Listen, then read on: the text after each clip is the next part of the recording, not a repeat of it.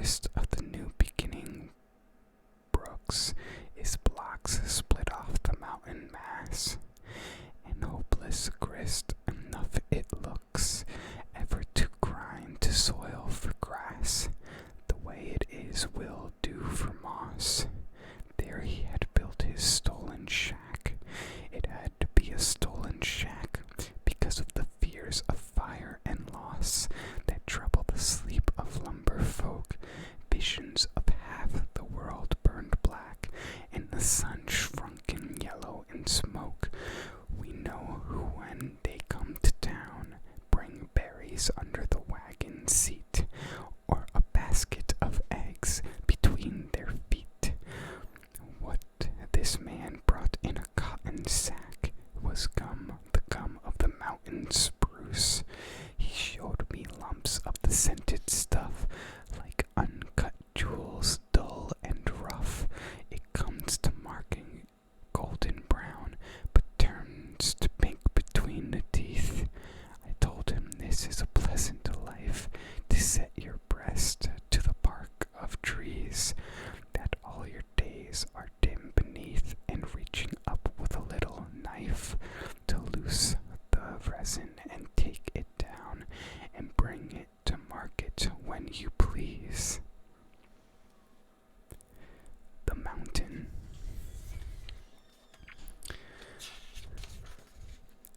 The mountain held the town as in a shadow. I saw so much before I slept there once. I noticed that I missed stars in the west, where it's black but a body cut into the sky. Near me it seemed.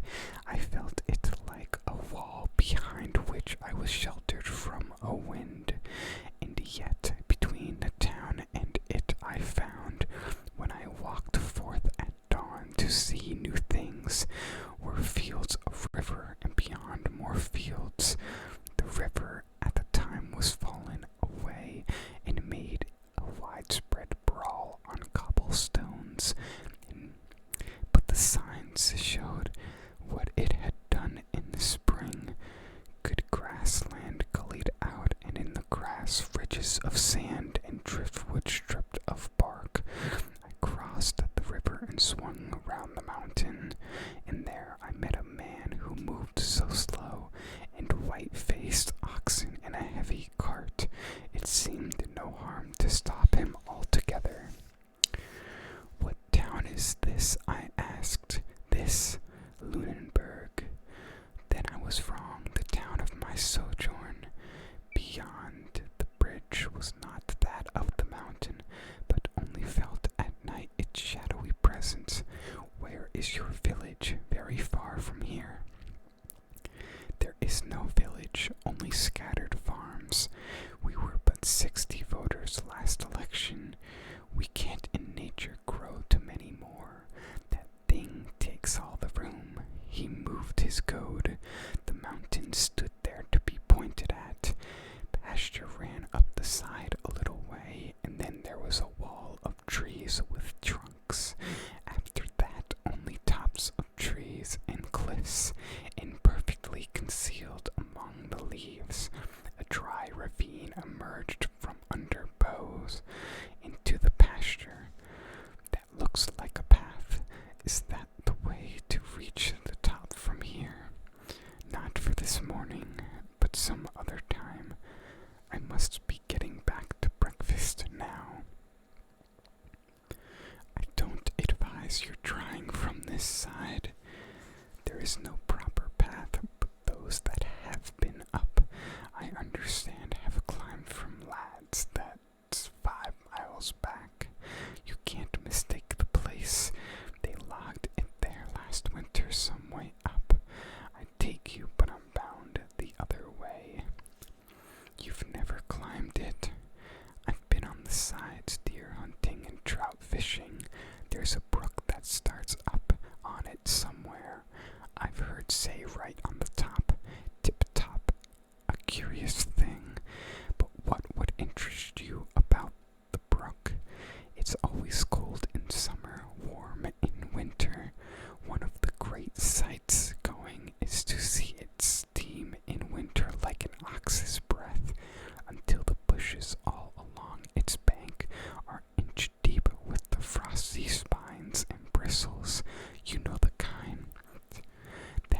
the sun shine on it. There ought to be a view around the world from such a mountain, if it isn't wooded clear to the top. I saw through leafy screens, great granite terraces in sun and below and shadow. Shelves one could rest a knee on getting up, with depths behind him sheer 100 feet, or turn and sit on and look out and down with little ferns in crevices at his elbow. As to what I can't say, but there's the spring right on the summit, almost like a fountain. That ought to be worth seeing. If it's there, you never saw it. I guess there's no doubt about its being there. I never saw it. It may not be right on the very top. It wouldn't have to be a long way down to have some head of water from above, and a good distance down might not be noticed by anyone who'd come a long way up. One time I asked a fellow climbing it to look and tell me later how it was. What did he say? He said there was a lake somewhere in Ireland on a mountain top. But a lake's different. What about the spring? He never got up high enough to see. That's why I don't advise your trying this side. He tried this side. I've always meant to go and look myself, but you know how it is.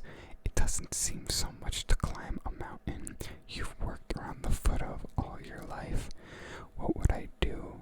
Go in my overalls with a big stick, the same as when the cows haven't come down to the bars at milking time, or with a shotgun for a stray black bear? It wouldn't just seem real to climb for climbing it. I shouldn't climb it if I didn't want to, not for the sake of climbing. What's its name? We call it Whore. I don't know if that's right.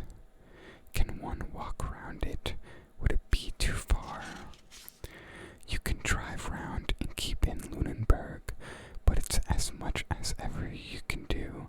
The boundary lines keep in so close to it. Whore is the township, and the township's Whore, and a few houses sprinkled round the foot, like boulders broken off the upper cliff, rolled out a little farther than the rest. Warm in December, cold in June, you say? I don't suppose the water's changed at all. You and I know enough to know it's warm compared with cold, and cold compared with warm. But all the fun's in how you say a thing. You've lived here all your life. Ever since Whore was no bigger than a... What? I did not hear. He drew the oxen toward him with light touches of his slim goad on nose and offside flank, gave them their marching orders, and was moving.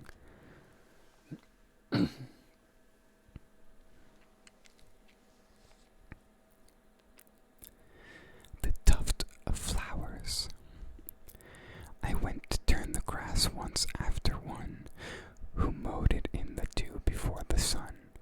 The dew was gone that made his blade so keen, before I came to view the leveled scene. I looked for him behind an aisle of trees. I listened for his white stone on the breeze. But he had gone his way, the grass all mown, and I must be as he had been alone. As all must be, I said within my heart, whether they worked together or apart. But as I said it, swift there passed me by, on noiseless wing, a bewildered butterfly, seeking with memories grown dim or night, some resting flower of yesterday's delight. And once I marked his flight go round and around, as where some flower lay withering on the ground. And then he flew as far as I could see, and then on tremulous wing came back to me. I thought of questions that have no reply.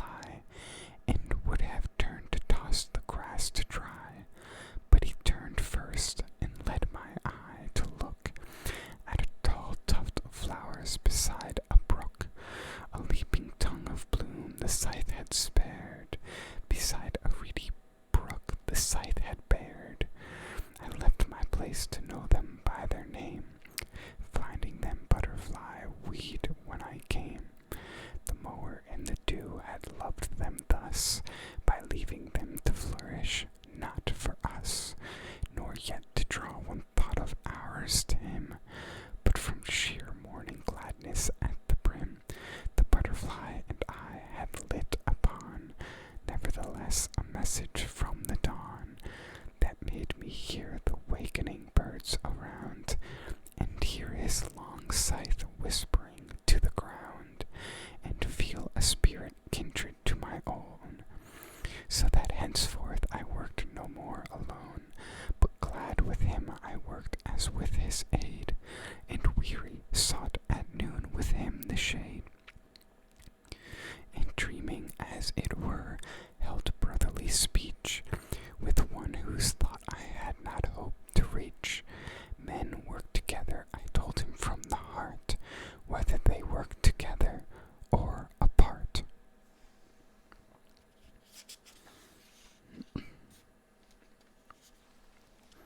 Alright, I think that's going to do it for this video. I really enjoy reading these poems to you folks, and I hope it brings you some peace, relaxation, and serenity.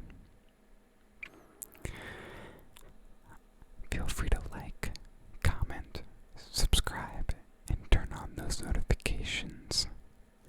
I really enjoyed doing this for you folks, and I hope you enjoy it too.